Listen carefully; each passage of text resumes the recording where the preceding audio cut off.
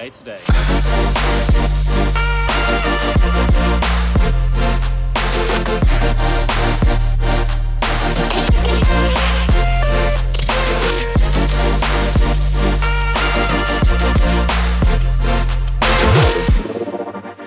So today, can you guys see this little Australia sign here? She's becoming Australian. Yeah. We have our citizenship appointment at 2 p.m, so that's pretty exciting, which is pretty cool. So we have a few things to do. A school presentation, which will take roughly around an hour. Hopefully we'll be able to do some filming there. A few things that we need to store in our storage because we forgot. And then we have the citizenship appointment. A few things that we need to do. Yeah. And yeah. Let's do it. So what am I going to be presenting about? Well, I used to be a professional winter sports athlete, and I'm going to give you a little bit of background. Grew up in a small town in the Australian Snowy Mountains. Stumbled upon the world of skiing at the age of 8, and despite numerous spills and crashes, I stood up tall and proudly maintained a dry backside. When I turned 14, a dream was born to one day compete at the Winter Olympics. 3 years of tireless dedication and a relentless pursuit of winter, that dream became a reality at age 19, as I qualified to represent my country in the biathlon event. Though I started skiing at 8, I was not always enthusiastic about sport. In fact, I was actually quite lazy, quite unmotivated, and had few ambitions beyond playing GoldenEye on Nintendo 64. But one day, everything changed, and without getting into too many details, I got my act together. Fast forward a few years, I managed to qualify and represent my country at 2 Winter Olympic Games, and after my career, I ventured into entrepreneurship, where I now run 2 successful businesses, completely remote. And I really enjoy giving these presentations because if I can change the course of somebody's life, particularly at a young age, it's super fulfilling. Of course, there was a lot of sacrifice, many failures along the way, both in my athletic career as well as my business career. But I'm really grateful for those failures because I wouldn't be where I am today without them. And now we are in a position to kind of realize some of the dreams that we've always had, such as traveling. And maybe we won't travel forever, or hey, maybe we will. You know, we might fall in love with some exotic country and never come back. But we have the camera, we have a drone that I don't even know how to use. And we'll keep you updated, we'll keep you posted. We'll try to document as much as we can. And I think it might be time to go do the presentation. See you soon.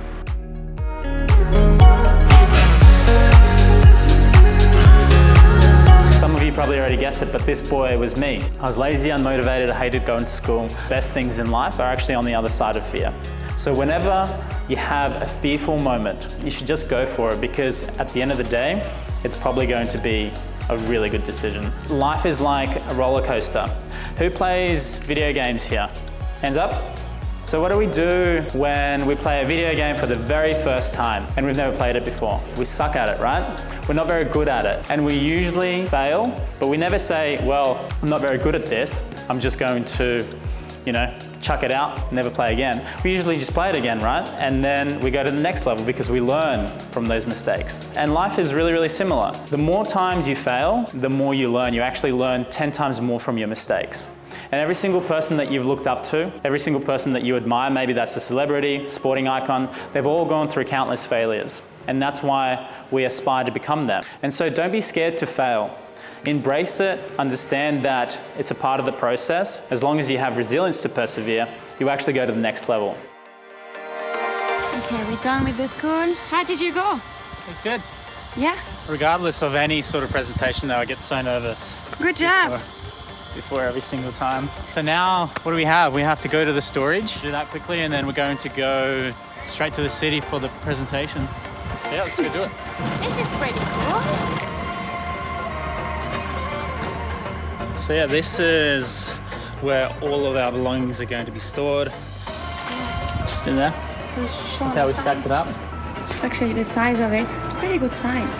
Got to be careful because essentially they lift them on top of each other, so if they're loose. Now with our last items safely tucked away in storage, we could shift our focus on the most important part of the day, Laura's citizenship ceremony. Becoming an Australian Australian citizen has been a long journey for me. I am originally from France and I have always had a passion for traveling and learning English. I chose Australia because it seemed like a far-off dream destination from France. If you are from France or from Europe, you can apply for a working and holiday visa that you can easily get after a few weeks. This allows you to come visit and work in Australia for 1 year. You also have the possibility to extend your visa for 1 extra year by doing 3 months of farm work during your first year of living in Australia. I know it sounds crazy, but I did it. 90 days of hard labor and sweat in the fields. Let me know if you'd like me to go into more details in another video, as it was not all roses. I eventually got my second year of working and holiday visa approved, and then decided to proceed with the partner visa application since Alex is Australian. The whole process took exactly 3 years from the first day of submission to the final ceremony. I'm now really proud to officially be a French-Australian girl, and I have dual citizenship. I tried really hard to keep it together and not get too emotional during the ceremony, as I was ultimately realizing the meaning of this very special day for me. Get that done. It's been such a long journey for Laura. Yes. And it's been like 5-6 years of going through farm work. It's pretty hectic here in Australia. They always make it super difficult. We applied for the partnership visa, which made it a little bit easier because otherwise you'd have to go do your A lot of second year paperwork, but at least I was able to work and stay in Sydney with Alex. Much easier than going to Queensland. I went to Queensland. Yeah. For 3 months. We were obviously separated, not together. Yeah, so we're now going to just go grab a coffee, celebrate tonight, which will be nice. Let's show quickly. Very proud Australian. So I'm French and Australian now. That's right. As I said, you're a full-blown Aussie now. So You have to France, develop like an ugly accent. yeah. So France allows dual citizenship. So I can keep my French passport. So I'm going to have a French passport and Australian passport. Yeah. How convenient. Super, super cool. Congrats, Yeah. babe. Thank you. See you All guys. right, guys.